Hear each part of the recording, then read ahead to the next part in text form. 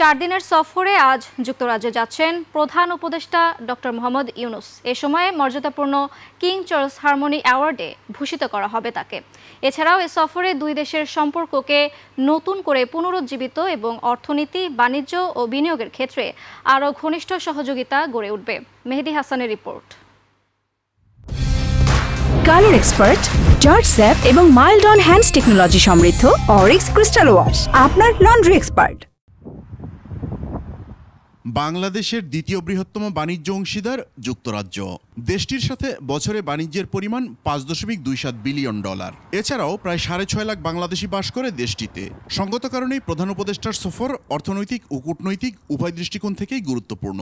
যেহেতু ওখানে যাচ্ছেন, এই জন্য আমি যতটুকু বুঝি কিয়ার স্টারমার যিনি প্রধানমন্ত্রী, তার সাথে ওনার দেখা হবে এবং তখন অবশ্যই দ্বিপাক্ষিক বিষয়ে আলোচনা হবে। আমাদের উন্নয়ন অংশীদার যে দেশগুলো আছে সেখানে গিয়ে যদি সেখান থেকে কিছু কমিটমেন্ট আদায় করতে পারেন, কিছু কনসেশন নিয়ে আসতে পারেন, সেটা তো একটা ব্যাপার থাকবে।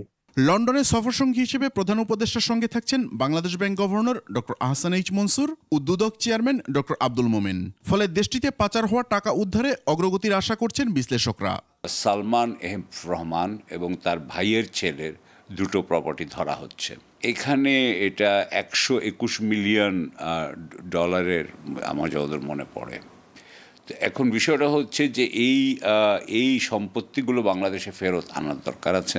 আমাদের কতটা প্রচেষ্টা তার উপর ডিপেন্ড করবে কতটা ফিরিয়ে আনতে পারবে, এবং যে দেশগুলোতে গিয়েছে সেই দেশগুলোর যে আপনার আন্তরিকতা এবং সেই দেশগুলোর যে আপনার লিগেল প্রসিডিওর, হ্যাঁ, তো তাদের সাথে আমাদের লিগেল আপনার কি ধরনের এগ্রিমেন্ট আছে, অনেক কিছুর উপর নির্ভর করবে। লন্ডনে আছেন বিএনপির ভারপ্রাপ্ত চেয়ারম্যান তারেক রহমান। তার সঙ্গে প্রধান উপদেষ্টার কোনো বৈঠক হবে কিনা তা এখনো স্পষ্ট নয়। মেহেদী হাসান, 21 টেলিভিশন, ঢাকা।